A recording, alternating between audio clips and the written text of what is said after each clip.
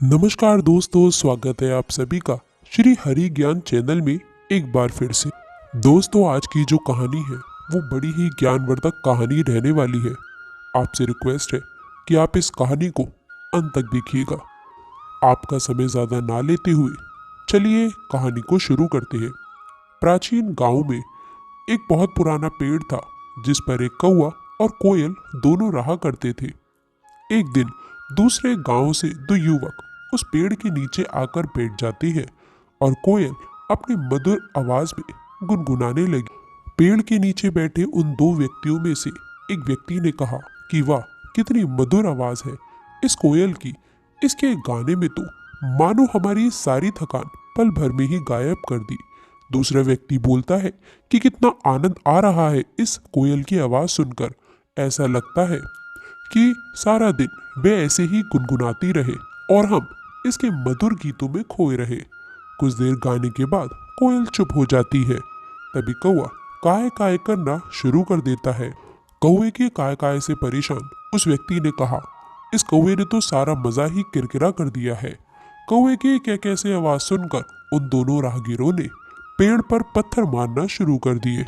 कौवा डर कर वहां से भाग गया। कुछ देर बाद जब दोनों वहां से चले गए तब कौवा आकर उस पेड़ पर वापस बैठ गया। कौवा रोते हुए कोयल से कहने लगा, भगवान ने मेरे साथ बड़ा ही अन्याय किया है। कोयल बोलती है, ऐसा क्यों कहते हो? आपके साथ ऐसा कौन सा अन्याय कर दिया है? देखो ना बहन, एक तो भगवान ने मुझे इतना काला रंग दे दिया, ऊपर से आवाज भी कर्कश वाली दे दी।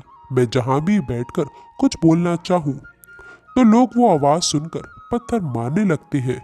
और कोयल बहन, एक तुम हो, भले ही तुम्हारा रंग काला है लेकिन तुम्हारी बोली इतनी मीठी है कि तुम्हें सभी सुनना चाहते हैं। तुम्हें कोई नहीं भगाता। कोयल बोलती है, यही तो विधाता का खेल है मेरे भाई। वो जिसे जैसा बनाता है उसे वैसे ही स्वीकार करना पड़ता है। कोयल की बात सुनने के बाद कौवा कहता है, तुम मुझे कोई ऐसा उपाय बताओ कि मेरी भी आवाज तुम्हारी तरह मधुर हो जाए। कौवे की इतनी बात सुनकर कोयल कहती है कि ये तो कोई भी नहीं कर सकता है सिवाय उस शिवजी भगवान के। विधि विधान को बदलने की क्षमता केवल शिवजी के पास ही है। एक वही है जो ब्रह्मा जी के लेख में परिवर्तन कर सकते हैं। यदि तुम कैलाश जाकर शिवजी से प्रार्थना करो तो वो तुम्हारी सहायता जरूर करेंगे। कौवा वहां से उड़कर 2 दिन का सफर तय करके कैलाश पर्वत शिवजी के पहुंच पहुंच जाता है। वे शिवजी को प्रणाम करता है।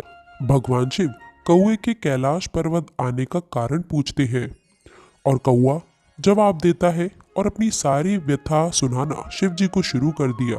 उसकी कहानी सुनने के बाद शिवजी बोले, हे कागराज, तुम इतने दुखी ना हो। तुम जैसा चाहते हो मैं तुम्हें वैसा ही बना दूंगा, किंतु मैं चाहता हूँ कि कोयल बनने से पहले तुम एक बार कोयल से जाकर पूछ लो कि वो कितनी सुखी है। शिवजी की बात सुनने के बाद कौवा कोयल के पास जाकर पहुंचा और उसको अपनी और शिवजी की हुई सारी बात बता देता है। फिर कोयल उससे कहने लगी, भैया, मेरी आवाज भले ही मीठी है लेकिन रंग काला है। अंधेरे में मैं दिखाई नहीं देती। मुझसे अच्छी जिंदगी तो हंस की है जो कितना सफेद है। सभी देखना चाहते हैं उसे।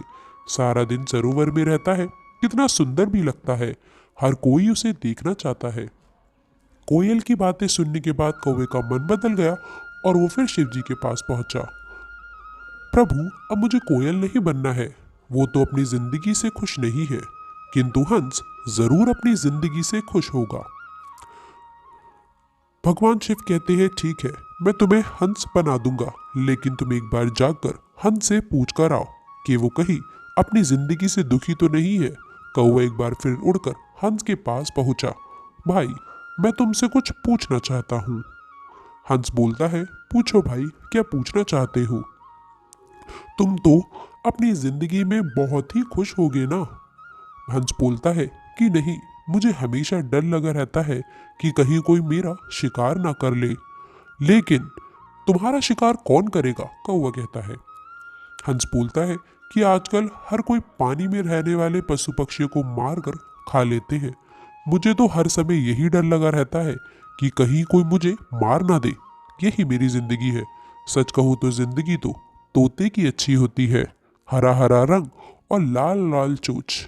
हंस की बात सुनकर कौवा तोता बनने की ख्वाहिश पाल लेता है और वो शिव जी के पास जाकर कहता है, प्रभु आप मुझे तोता बना दीजिए। शिव जी कहते हैं कि एक बार तुम तोते से जाकर पूछो कि कहीं उसको भी अपनी जिंदगी से कोई शिकायत तो नहीं है। उसके बाद कौवा तोते के पास चला जाता है और उससे पूछता है, दोस्त तुम तो अपनी जिंदगी में बहुत खुश होगे, तुम्हें कोई शिकायत नहीं होगी। तुम अपनी सोचों से स्वादिष्ट खाना खाते हो, हरा हरा सा खूबसूरत रंग है तुम्हारा, लाल लाल सुंदर सुंदर चोंच है तुम्हारी, देखने में इतने सुंदर हो, सब लोग तुम्हें मिट्ठू कहकर बुलाते हैं। दोस्त कौवा कहता है कि मेरी सुंदरता ही मेरी जान का कारण है। मुझे हमेशा ये डर सताता रहता है कि कहीं कोई मुझे पकड़कर पिंजरे में ना बंद कर दे, मेरी आज़ादी ना छीन ले। असली सुंदरता तो मोर के पास में है, सुंदर सुंदर पंख, और जब वो नृत्य करता है तो कितना सुंदर लगता है। तोते की बात सुनने के बाद कौवा शिव जी के पास गया और बोला, प्रभु ना ही मुझे हंस बनना है और ना ही मुझे तोता बनना है, कृपा करके मुझे मोर बना दीजिए। मोर तो अपनी जिंदगी से बहुत खुश होगा। भगवान शिव कहते हैं कि कागराज तुम एक बार मोर से भी पूछ लो, क्या उसे कहीं अपनी जिंदगी से कुछ शिकायत तो नहीं है। कौवा मोर को ढूंढने गया लेकिन वो उसे कहीं दिखाई नहीं दिया। फिर वो उसे चिड़ियाघर में मिलता है। भाई तुम दिखने में कितने सुंदर हो, जब तुम नाचते हो तो तुम्हारी खूबसूरती में चार चांद लग जाते हैं। लोग तो तुम्हारे साथ और तुम्हें देखने में कितने खुश रहते हैं। मैं तो काला बूटा, अगर मैं किसी की छत पर भी बैठ जाऊं तो वो मुझे वहां से भगा देते हैं। मोर कहता है कि अरे काहे की सुंदरता, इसी सुंदरता के कारण तो आज मैं पिंजरे में कैद हूँ। अगर बाहर रहता हूँ तो हर समय डर रहता है कि कब न जाने कौन आकर मेरे पंख नोच ले, कहीं कोई मेरा शिकार ना कर ले। सबसे अच्छी जिंदगी तो तुम्हारी है, ना ही तुम्हें कोई पकड़ता है और ना ही तुम्हारा कोई शिकार करता है। अपनी आज़ादी में रहते हो, लेकिन फिर भी ना जाने क्यों तुम्हें खुद से शिकायत रहती है कि तुम्हारा रंग काला है और आवाज़ बेकार है। सच कहूँ तो यही तुम्हारा सुरक्षा कवच है।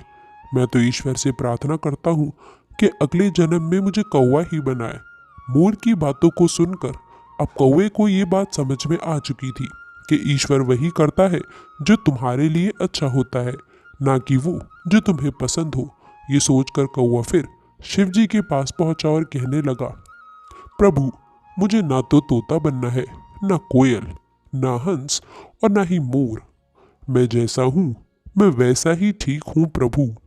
शिव जी उसकी बातें सुनकर हंसते हैं और कहते हैं, कागराज यही तो मैं तुम्हें समझाना चाहता था।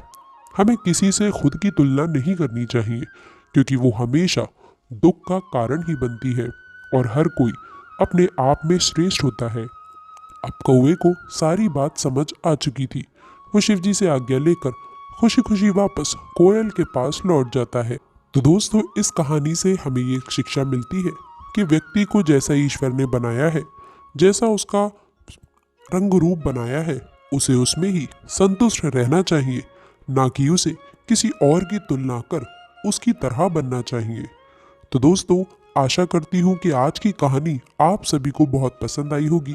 कहानी अच्छी लगी हो तो वीडियो को लाइक करिएगा, अपने दोस्तों के साथ शेयर करिएगा। वह अपने बच्चों को भी ऐसी प्रेरणादायक कहानी सुनाने के लिए आप हमारे चैनल को सब्सक्राइब ज़रूर करिएगा। और दोस्तों अंत तक जुड़े रहने के लिए आप सभी का बहुत बहुत धन्यवाद। कमेंट बॉक्स में सच्ची श्रद्धा से जय शिव शंकर, जय माँ गौरी लिखकर माता रानी का आशीर्वाद ज़रूर पाइएगा। दोस्तों आप सभी का एक बार फिर से बहुत बहुत धन्यवाद।